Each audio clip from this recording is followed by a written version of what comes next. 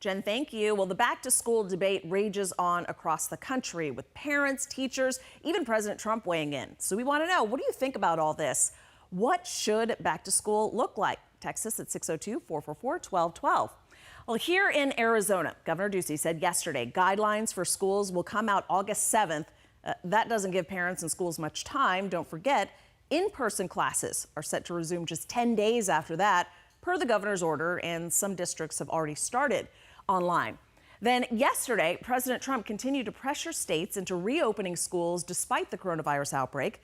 The president says children have a lower risk and school closures will cause lasting harm to children as well as economic harm. We have to remember that there's another side to this. Keeping them out of school and keeping work closed is causing death also, economic harm, but causing death for different reasons, but death, probably more death. So the president didn't clarify what he meant exactly by causing death for different reasons, but he did go on to say if states decide not to reopen schools, he thinks school funding should be reallocated to parents so they can, quote, send their children to the school of their choice. He also called on Democrats to work with Republicans to pass the latest coronavirus relief bill that includes money to help schools reopen.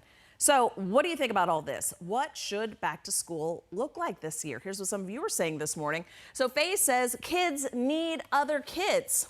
Yeah, I agree with you, Faye. And Kathy says, you know, this is a decision every family has to make for themselves. One size does not fit all. That's so true.